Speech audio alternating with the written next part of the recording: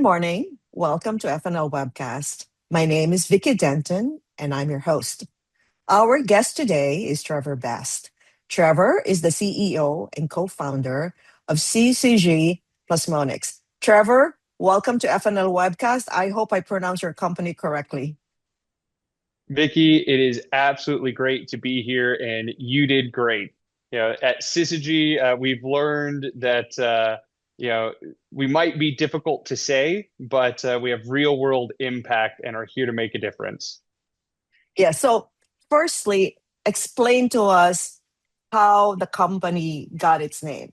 You were saying earlier before we started recording what it meant, and it's really, I mean, the combination of these two names, it's just fantastic. I've never encountered a company with that kind of rich background.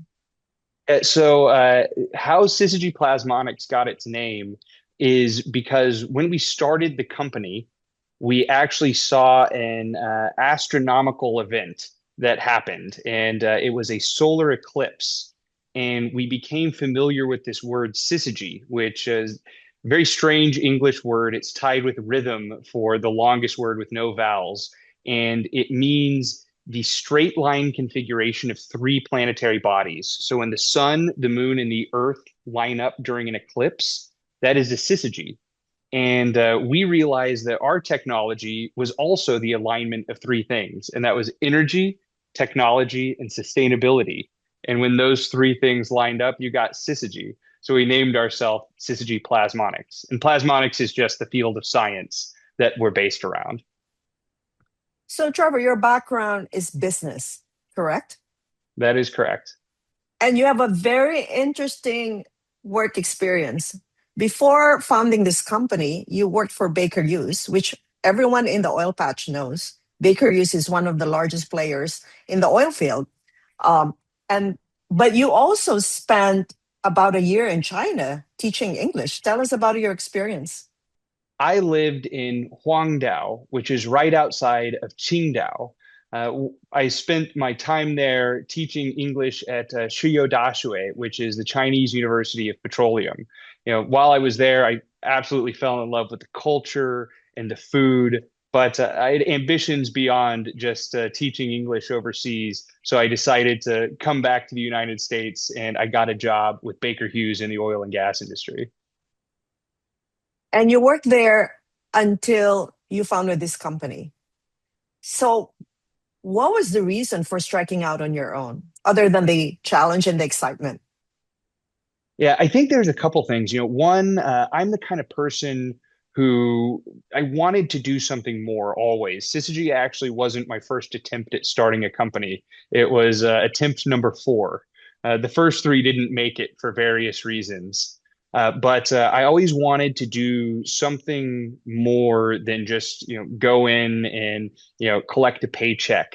And I didn't feel like I was getting fulfilled working in industry. So like my first startup was around water purification. My second startup was a mobile app. My third startup was also around water purification. And before we started this one, we were looking into some medical device technology. And so there's a strong piece of me that wanted to give back to society. And the other thing that I think really like jump started Syzygy Plasmonics was we saw the rise of solar and wind. And my co-founder and I, before they called it the energy transition, we called it the green wave because it was this wave of green electrons that was coming online. And we wanted to ride that. So we were looking for technologies that could make use of renewable electricity to displace existing processes. And having learned how to scale technology at Baker Hughes, we wanted to take that and scale a meaningful technology to turn electrons into something else like molecules. So, tell me, why did you decide to focus on this particular technology? I believe this was a project, a university project um, that was available to be commercialized. Tell us about that. So this is actually a fascinating story. I mentioned that Syzygy was startup number four. So by this time, my co-founder, Dr. Suman Kadiwada, and I, we'd learned a little bit, and we developed a framework. We jokingly called it TMI, which is stands for too much info. For us, it was technology, market, and impact. And we would assess different technology pathways. Syzygy was idea number 80 that we came across. So we looked at things like concentrated solar. We looked at new water purification technologies. We looked at medical device technologies for replacing implants. And we would dig into the market. We'd try and break them from a techno-economic standpoint. We'd look at the technology. Is it novel and exciting, and are the people behind it credible? And we'd look at the impact. If this does scale and reach around the world, what kind of impact does it have on the world? And the idea was to kill an idea as fast as we could. So find some reason why it would break down. It wouldn't scale. The market wouldn't buy it. And as I mentioned, this is about idea number 80, and this one just would not die. There was no reason we could find that would prevent it from scaling. We saw that if we could make a product out of this core technology at the university, it would be extremely valuable and enable a very strong value proposition. And eventually, after 7 months of trying to kill this idea, we're sitting here scratching our heads, and we're like, I guess it's time to quit our jobs and cash in our life savings and put it all on the line and try and get this thing out into the world. And it's been a wonderful honeymoon journey since then. So, what's the first thing that kills an idea, Trevor? Oh, economics, hands down. Uh, for this space at least. So we're dealing in a commodities market. Fuel is, not high margin. You make tremendous amounts of it, and how you sell tremendous amounts of it is you sell it cheaper than the next person. And so for us, it was all cost, and we had to have a very clear line of sight to how we could use this technology to make it lower cost than other pathways. And the interesting thing about your company is you are the first company to produce a sustainable aviation fuel, or what we call SAF or SAF, from biogas. Is that correct? We are the first ones to get it to this scale and this readiness and do the validation with the third party accredited auditors, et cetera. This is not the first thing that we're the first at. We're also the first company to make a light driven chemical reactor, which is the heart of our process. So that core piece of technology, the light driven chemical reactor, first ones in human history to make that work. And now it is enabling us to go be the first in other areas as well, like, the first to do biogas to SAF at scale, SAF being sustainable aviation fuel. Before we go into the technology you mentioned, because there's a few companies I'd like to mention who are your partners, or obviously when you're talking about producing fuels, it's a long process. You have hydrocracking, you have all other technologies that have to get in there. You're also using Fisher troughs, or something that's been around for a while, but it's part of your technology pool. Um, you are actually in a very significant part of your, I would say, a milestone, a significant milestone for your company. You have identified a commercial uh, plant, but it's in Uruguay. It's not in the United States. Why did you choose Uruguay to be your first commercial plant? So there's a couple reasons. One of them, first and foremost, is the site is owned by one of Syzygy's investors and partners, and so Estancias del Lago is owned by an individual who's invested in Syzygy, and it makes it very easy for us in terms of like site access and making sure we have a good partner who's able to work at the same speed and with the same excitement that we are. And so out of more than a dozen opportunities, we narrowed it down, and that was probably the number one consideration.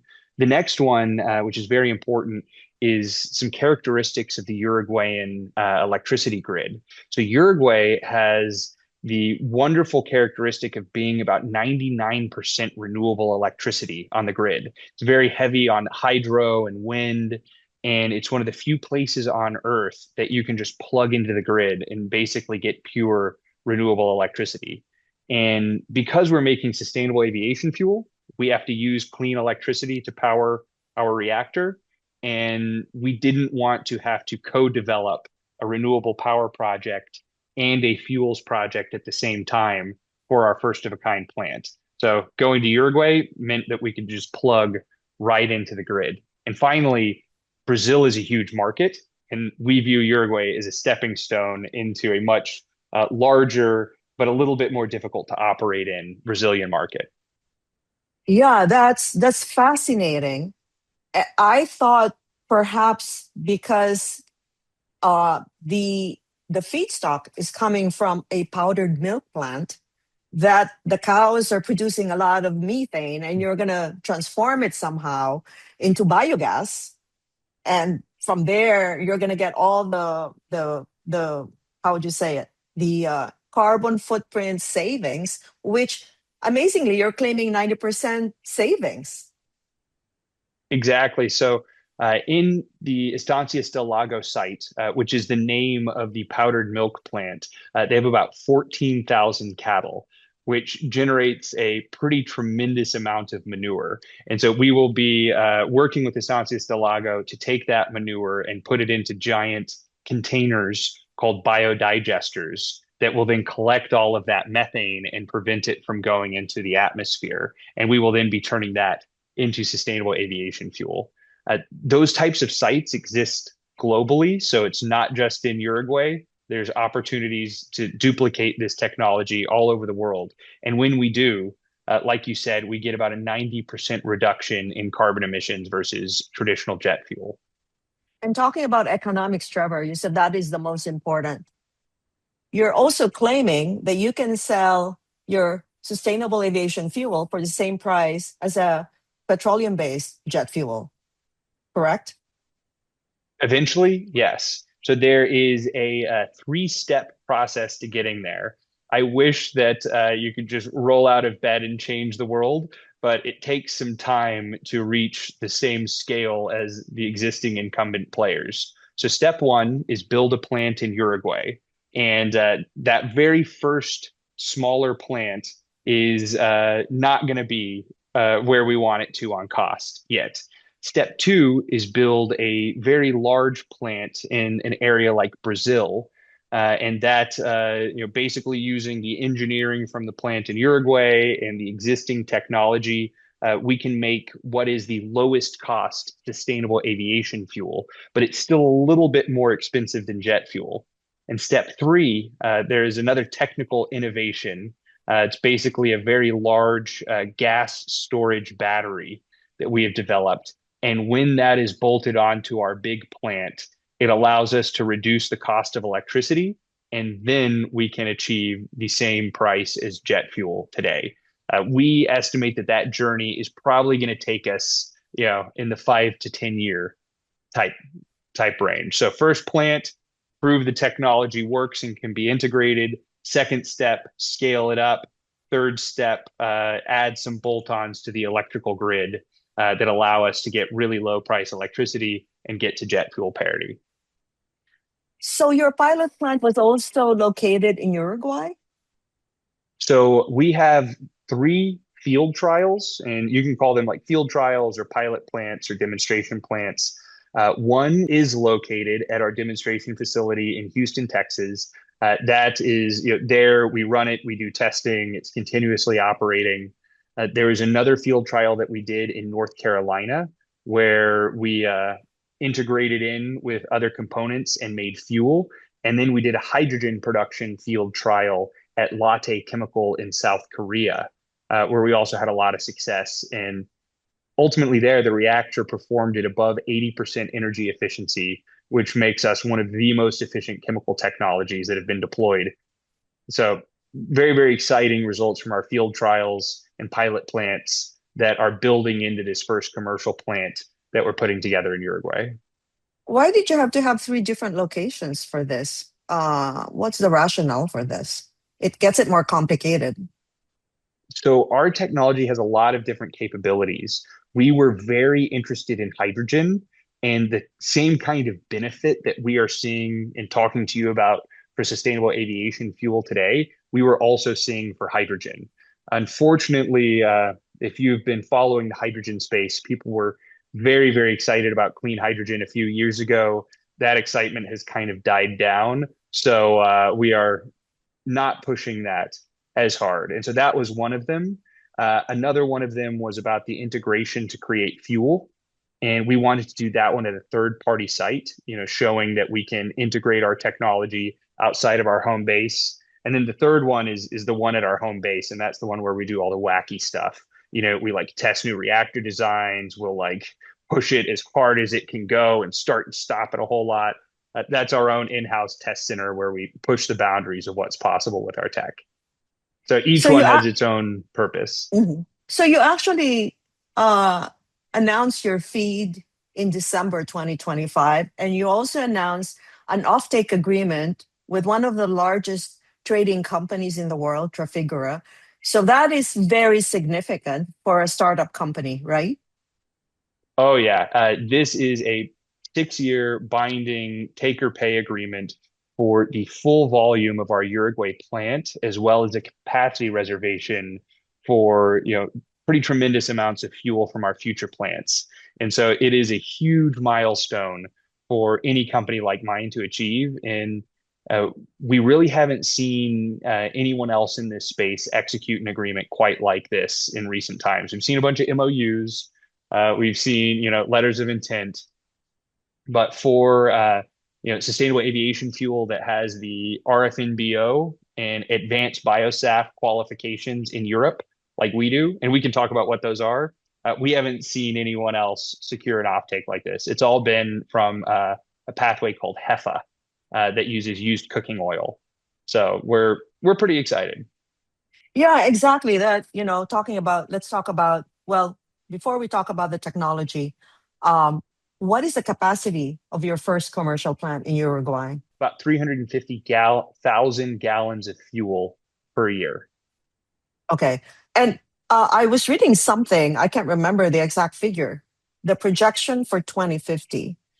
So there's like, when you talk about SAF, there's really like two years or 2 decades that are so important, 2030 and 2050, right? Because that's the net zero target. Um, the projection, I believe, that's been made for 2050 is it 500 million tons? Is that right? Or is that figure too high? What is the current consumption of jet fuel today? The current consumption of jet fuel today is around 300 to 350 million tons. That is projected to grow.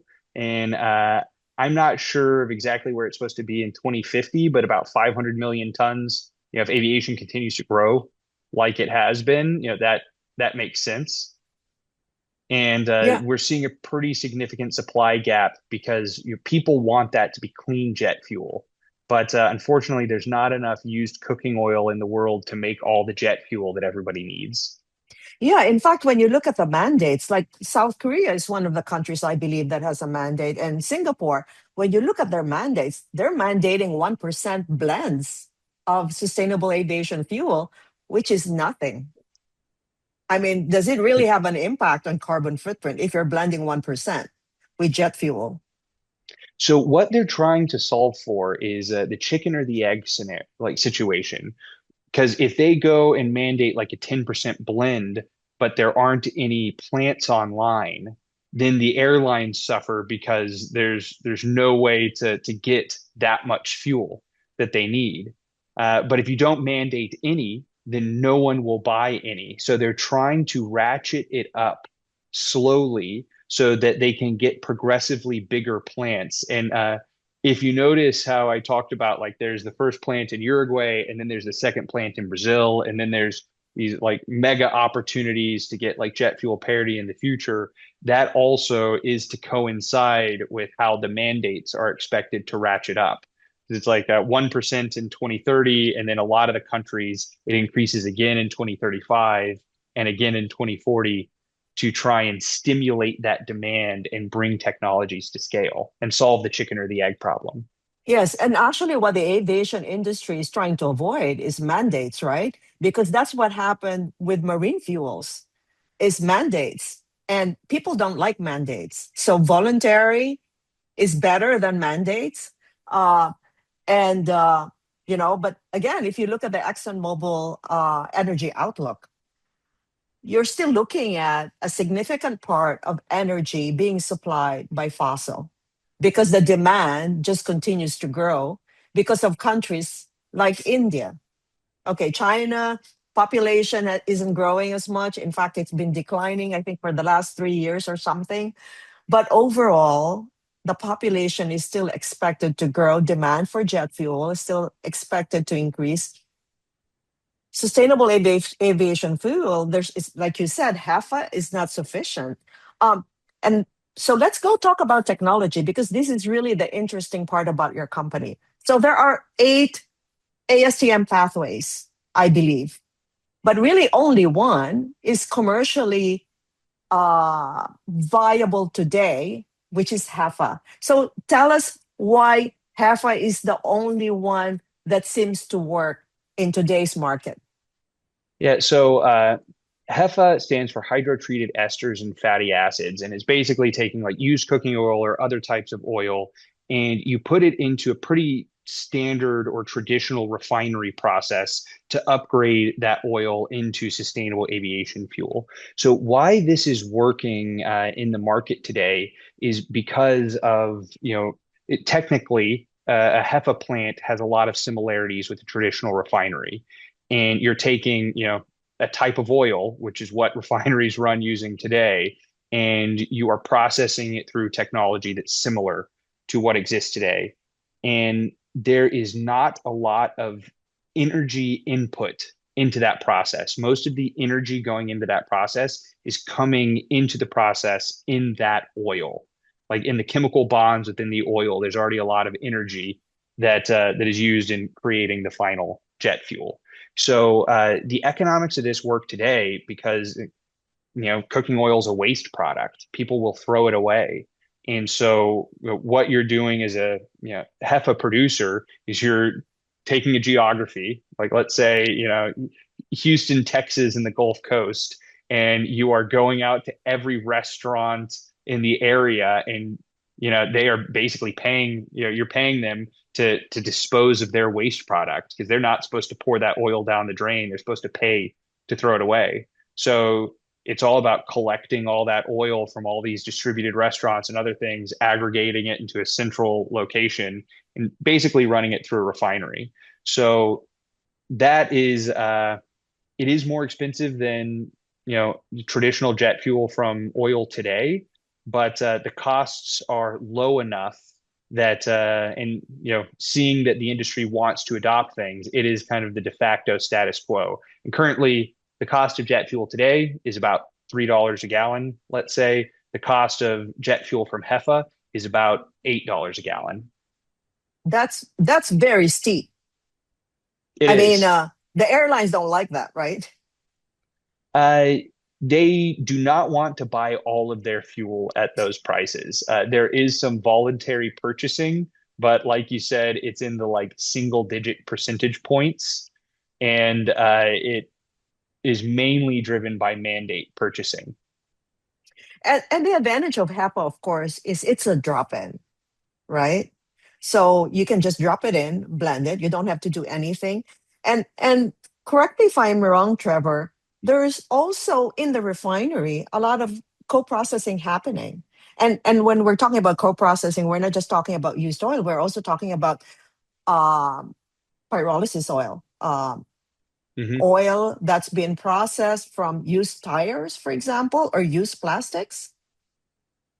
Yeah, there is a lot of opportunity to do co-processing within a HEFA plant. So if you can get different types of feedstock to an oil, then you have the opportunity to co-process many different types of feedstocks together in that one plant. And out the back end comes a blend of products, sustainable aviation fuel, naphtha, et cetera. And the blend of products that comes out resembles the mix going in. So if you have like half renewable, half not coming in, then you have half renewable, half not coming out. And so they've been able to take, different blends to hit volume and create different product mixes on the back end, so that they have risk hedged and it's not just like all SAF, but they're also selling naphtha and other products, bio naphtha and other products that are interesting for the market. But you and your partners didn't want to take this easy and more proven route. Why didn't you want to do that? Why did you want to risk getting into a different processing technology, unproven? Yeah, so there's what is it? Is like necessity is the mother of innovation or something. I can't remember exactly how the saying goes, but it's along those lines. Uh, we had started the company back in 2018, and what we had found was the world's most stable and active photocatalyst. And we had raised $137 million to develop a chemical reactor that is unlike anything else on the planet. We have strong results for, as I mentioned, hydrogen production. We also have projects on ammonia synthesis. We also have projects on butadiene, which is synthetic rubber. But all of this potential, while interesting, potential doesn't make money. I can't buy groceries on potential. So we needed to pick a beachhead market for our photocatalytic reactor technology. And what we saw was the potential to use our reactor technology and process biogas and compete with HEFA on cost and ultimately get the cost down, close to jet parity. And so this made a wonderful beachhead market for our technology where we could make a lot of money for investors. We had a product that was mandated and, cheap, clean jet fuel is something the market wants. So even the voluntary market is strong at the prices we're seeing. And yeah, SAF, because of the necessity of finding a good beachhead market for our photocatalytic reactor technology. And now that we're showing the world the value proposition that our reactor and our process around it brings, we're starting to get serious commercial traction. Like you mentioned, the offtake agreement with Trafigura. So walk us a little bit, Trevor, from beginning to end. Where does this reactor fit in the whole process to get to the final product? Okay, so everybody, close your eyes, unless if you're driving, and use your imagination. Our plant has 4 steps in it. The first step is to create biogas. And we will do this either from like cow manure or crop residue, or we can use a landfill.